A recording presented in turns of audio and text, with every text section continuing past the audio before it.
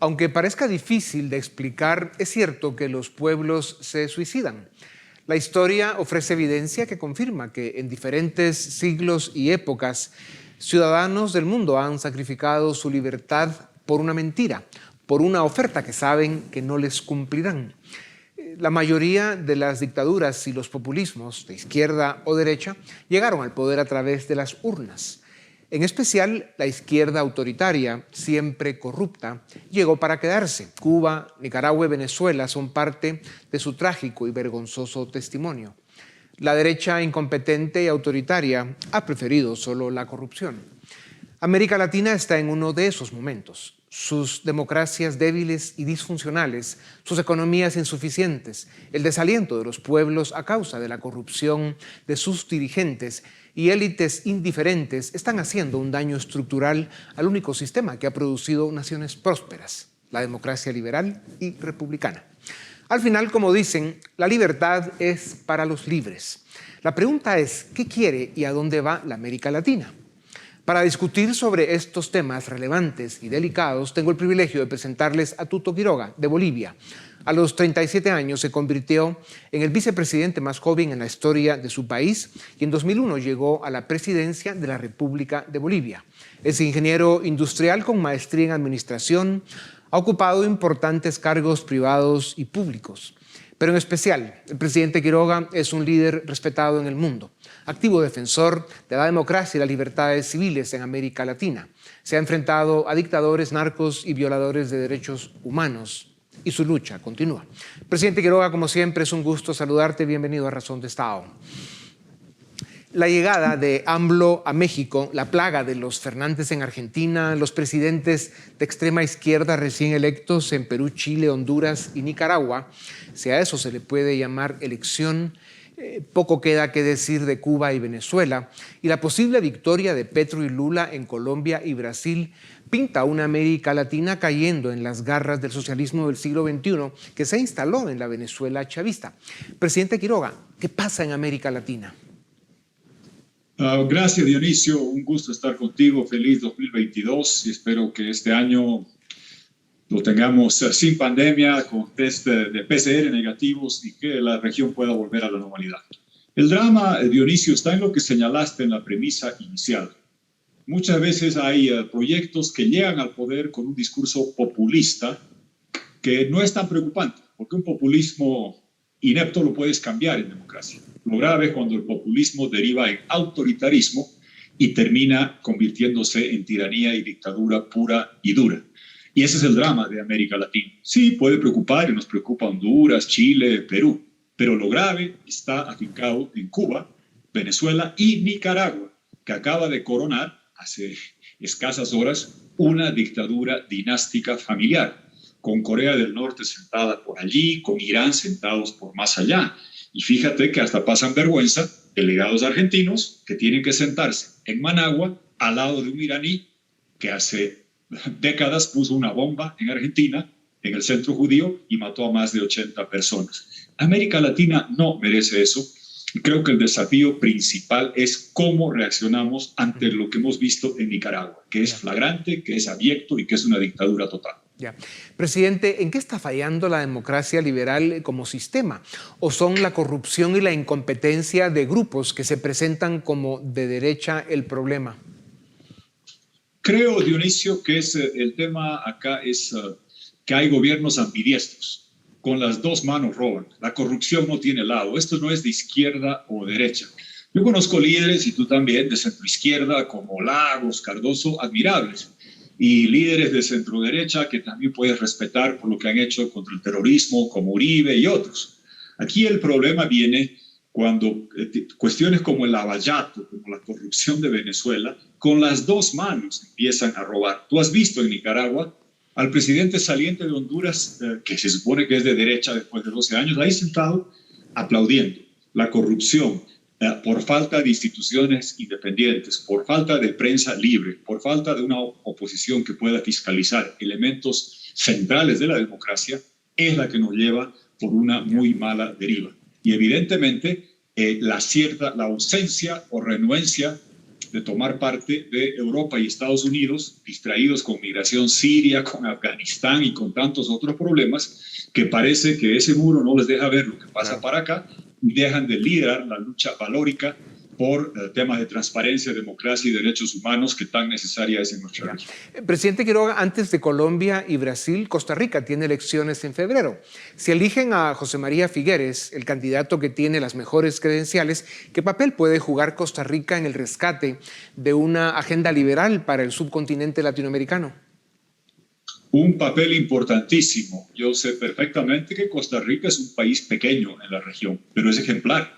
Es un país que es un ícono de la democracia y del respeto a los derechos humanos. No por nada está allá la Corte de la OEA de los Derechos Humanos, la Corte de San José. Y Figueres lo conocemos bien, Dionisio, tú y yo. La última vez estaba en un seminario que tú invitaste allá, antes del COVID, parece hace un siglo, y coincidimos allá con José María Figueres, un estadista de talla mundial, que puede explicar en inglés las cosas mejor a los gringos, creo que en francés, a los europeos, que en China, yo lo he visto, se desenvuelve con una soltura impresionante, comprende lo que es el mundo. Recordemos que él trajo a Intel, la empresa que fabrica los cerebros de computadoras, a su país y lo transformó. Es un hombre probado, un liderazgo claro. Dirás tú, un país chico, pero líder de esa talla, un país chico puede ser un faro de Colón y un ejemplo para toda América. Pues ojalá Costa Rica lo vea. Presidente, ¿por qué es tan peligroso y negativo para la democracia y la libertad que Petro y Lula ganen en Colombia y Brasil en las elecciones este año? Dionisio, porque los países grandes del hemisferio llevan la voz cantante en la defensa de estos valores de democracia, libre expresión, respeto a los derechos humanos que estamos conversando. Y no nos engañemos, Guatemala, Bolivia somos países de menor envergadura. Sí, Costa Rica, Uruguay pueden ser lindos ejemplos, pero la voz cantante la tienen 4: México, Brasil, Colombia, Argentina. Y hoy México y Argentina no son dictaduras, no son tiranías, pero contemporizan de manera cómplice y le permiten maquillarse de democracias a demócratas, a Ortega o a Maduro con las invitaciones que les hacen. Si a México y Argentina, que contemporizan con las dictaduras que hemos mencionado, le agregas otros contemporizadores en Colombia y Brasil en el 2022, tendrías un hemisferio donde los 4 países grandes no serían dictaduras. Dudo que lleguen jamás a serlas porque tienen una envergadura de defensa institucional enorme, pero sí permitirían que Ortega se siente con ellos, que Maduro se siente con ellos, y si eso lo permiten, ¿qué va a impedir que mañana eso se replique, el modelo nicaragüense o venezolano, en Bolivia, en Perú o en países menores? El liderazgo continental sufriría enormemente si esos países grandes eligen gobiernos que hacen como Shakira, ciegos, sordos, mudos, ante las dictaduras de Ortega y de Maduro. Cierto.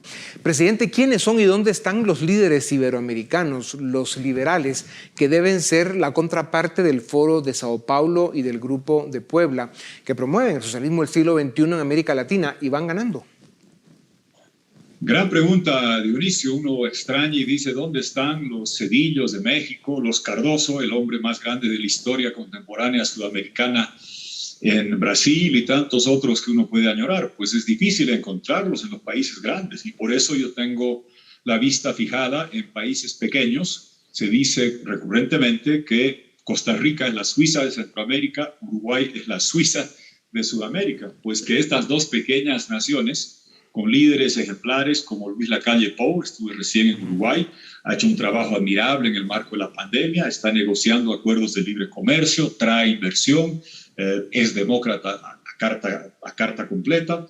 Lo mismo con un líder que podría tener Costa Rica como Figueres. Qué lindo sería que a falta de esos liderazgos que mencionas en los países hegemónicos grandes de la región, Uruguay y Costa Rica puedan, el 2022, por unos años, estar en manos de esa talla de estadistas, Lacalle y Figueres. Pues brindaremos por eso. Presidente, la insuficiencia de la economía global, las disrupciones de la era exponencial en la tecnología, el abandono de la política por parte de las élites, la política se convirtió en demasiados países en una plataforma criminal para hacer negocios, y un problema de expectativas más altas que la realidad son las razones por las que millones de seres humanos se han quedado atrás, se sienten abandonados o incluso regresaron a la pobreza. Esto está generando inestabilidad política, conflictividad y el resurgimiento del populismo, especialmente de izquierda. El problema de fondo es que no se entiende el proceso económico. La única forma de alcanzar desarrollo y bienestar para todos es si hay condiciones para la inversión y la creación de oportunidades y políticas públicas desde el Estado para que apoye y acompañe a los rezagados con el objetivo de integrarlos al círculo virtuoso del desarrollo, iniciativa, responsabilidad individual y libertad en un marco de oportunidades para educarse, cuidar la salud y certeza jurídica. ¿Por qué algo que parece tan sencillo de comprender no se logra? ¿Qué se debe hacer para que los pueblos vuelvan a creer en la democracia liberal y la división de poderes como el único camino de salvación? Perseverar, Dionisio. Fabulosa la premisa de tu pregunta, porque si en toda América Latina tuviéramos las bases de una democracia representativa, con políticas públicas abiertas a la inversión y comercio, nuestra región podría ser otra, diferente. Podría crecer como sudeste asiático y tener valores democráticos como Europa. Tenemos esa oportunidad. Este siglo XXI nos llama y nos convoca. Yo te diría que hay dos partes. Primero, luchar para recuperar esos valores de la democracia en primer lugar. Y sobre eso, buscar luchar en la arena política con alternabilidad para impulsar los valores de libertad individual, de integración, de comercio, crecimiento. Pero no hay manera de luchar por valores económicos si no se preserva en primera instancia los valores democráticos de elecciones libres, justas, transparentes, con prensa libre, con instituciones independientes y no sometidas a los tiranos, con una oposición que no sea criminalizada ni encarcelada y con alternabilidad en el ejercicio del poder y no los Ortegas que ya van 6 veces de presidentes o los Castro y sus acólitos que llevan más de 6 décadas, llevan más tiempo gobernando que tú o yo viviendo. Y eso ya es demasiado. Presidente, ya eres un abuelo orgulloso y llevas toda tu vida luchando por la libertad y por el desarrollo de Bolivia, tu país. Tienes la experiencia, los valores y la capacidad. ¿Vas otra vez de candidato en las próximas elecciones? ¿Y cuándo son? Son el 2025, falta un buen tiempo, Dionisio. Te diría lo siguiente, yo prefiero ser un ciudadano de a pie en democracia que ser candidato en autoritarismo. Ese es el desafío que tenemos los próximos años en América Latina. Alguna vez a mis hijos, luchando por esto, siendo deportado de Venezuela, de Cuba, les decía el precio que hay que pagar por tener un papá que se dedica a estas cosas es tener menos tiempo con el padre a cambio de tener más patria. Y no me arrepiento de lo que he hecho. Y a esta nietita que tengo, muy bonita, Sofía, ¿qué le diría? Le diría que ella ya es mi representante sanguínea en el siglo XXII. Ya el siglo XXII ya no estaremos nosotros, Diony. Ella ya será un pedacito de mi sangre que llegará al siglo XXII. Y cuando esté por allá a fin de siglo, que le digan qué hizo su abuelo. ¿Qué prefiero que le digan? Fue 2 veces presidente y qué triste lo que pasó con Bolivia. O tu abuelo luchó por la democracia y Bolivia logró en su tercer siglo republicano, que se inicia el 2025, tener democracia. Prefiero lo segundo que lo primero. Los títulos van y vienen. Foto de presidente, ya la tengo, más joven, con más pelo, menos canas, pero sigo con las mismas ganas y lo que quiero por sobre todo es que mi país sea democracia. Reitero, ciudadano en democracia es mejor que candidato que maquilla un régimen autoritario para que tu país sea destrozado. Claro. La amenaza más grande de América Latina es su oferta política. Algún día, y espero que sea pronto, los pueblos, los estados, las naciones descubrirán que necesitan líderes estadistas como Tuto Quiroga. Así que en cualquier parte de la sociedad, de tu país, tu nación y de Iberoamérica en la que estés, los liberales de América Latina y de Iberoamérica estaremos a tu lado dando esa batalla. Gracias, presidente.